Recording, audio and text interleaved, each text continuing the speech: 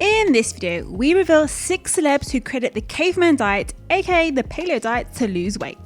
From Jessica Biel to Kanye West. But is Paleo the way to eat or not? Is it science-based or is it just another trendy celebrity diet? Stay tuned to find out my thoughts on it as a registered nutritionist.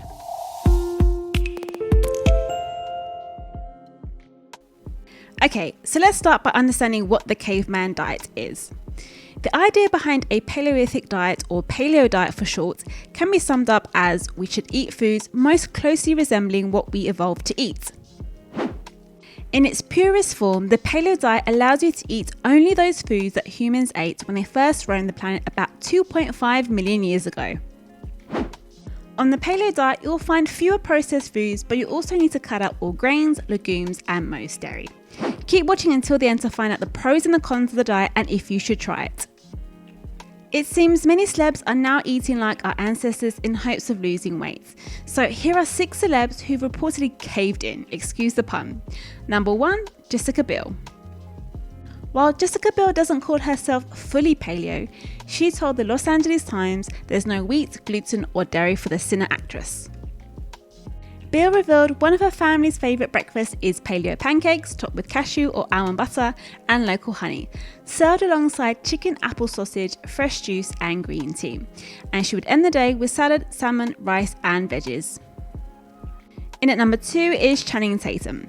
Having been declared the sexiest man alive by People in 2012, the Magic Mike star told People he'd gone paleo in preparation for his role as an Olympic wrestler in the movie Foxcatcher, calling it a vegetables and meat type thing. But that didn't stop him from enjoying food.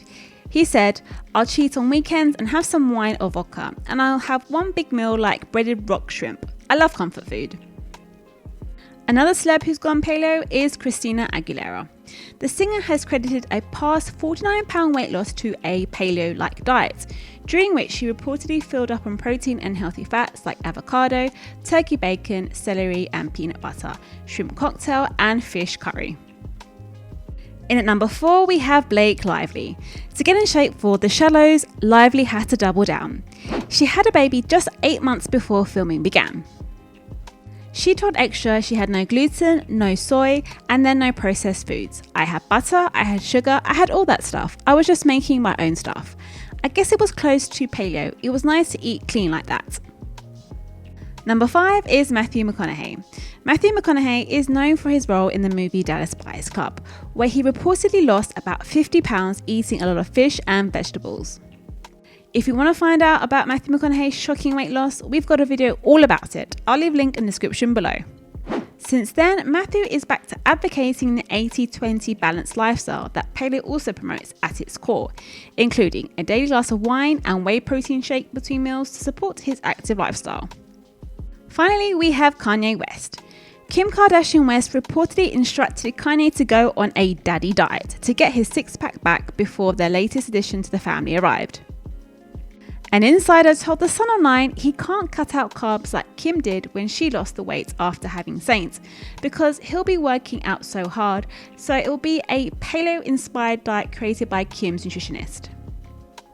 So, is it a good idea to follow these celebs and go on the Caveman diet? Well, let's dive into the pros and cons. What are the pros? Number 1, it could lower risk of death. Although there isn't enough conclusive evidence to support the benefit claims of the paleo diet, early research findings suggest the plan may help to treat or manage certain health conditions. For instance, a study published in April 2017 in the Journal of Nutrition found that people who followed a paleo diet most closely had a 23% lower risk of death from any cause, but those on a Mediterranean diet fared better with a 37% lower mortality risk. Number 2, it may help to manage diabetes. Some studies suggest paleo may be particularly useful for those who have type 2 diabetes. For example, research published in the journal Cardiovascular Diabetology found that 3 months on a paleo diet better glycemic control, lower diastolic blood pressure, reduced waist circumference, a risk factor for heart disease, and improved good HDL cholesterol, which is heart protective. Number 3, it could help with weight loss. Many celebs now are eating like our ancestors in hopes of losing weight, and research suggests it may help. An August 2017 review in the journal Nutritionist analysed the efficiency of various popular diets. At the time of investigation, there was only one short and long-term trial on paleo. One found that following a paleo diet for 1 year helped obese postmenopausal women lose about 21 pounds. Number 4, it can help increase exercise. The diet emphasizes exercise. Exercise is an important part of a healthy lifestyle and can help you lose or maintain your weight. So we've looked at the pros, but what are the cons? Well, number 1, it can be restrictive. A hunter-gatherer diet can be difficult to maintain, especially long-term. Because most foods are eaten plain, following the eating approach can get boring after a short time. Number 2, it can be costly. Foods that are organically grown and grass-fed beef and other meats typically cost more. For example, one model based on datasets from the United States Department of Agriculture found that a 9% increase in income would be necessary in order to follow the paleo diet while meeting all daily recommended micronutrient intakes except for calcium. Number 3, there is a lack of scientific proof. There's no concrete scientific proof that the paleo diet wards off disease. Any evidence of its benefits is anecdotal. Although some studies seem to support the benefits of the paleo diet, many scientists still believe we don't yet have enough evidence to know whether the eating approach is totally healthy and without risk. Nobody knows the long-term effects of this diet because no one has researched it to any degree. It's not really a new concept, instead it's one that's been recycled through the years. For example, the fat allowance of the diet may be problematic. My biggest hang-up with the paleo diet is all the saturated fats it promotes with all the meats. Having too much saturated fat from meat has been linked with increased risk of early death. Number 4 is nutritional deficiencies. An Australian family physician article highlights potential calcium deficiency as a significant issue with the paleo diet. One study cited in the article published in the European Journal of Clinical Nutrition found that calcium intake levels among followers of the paleo diet were as low as 50% of the recommended daily value. Calcium deficiency can cause symptoms including numbness and tingling in the fingers, muscle cramps, convulsions, lack of energy, low appetite, and abnormal heart rhythms.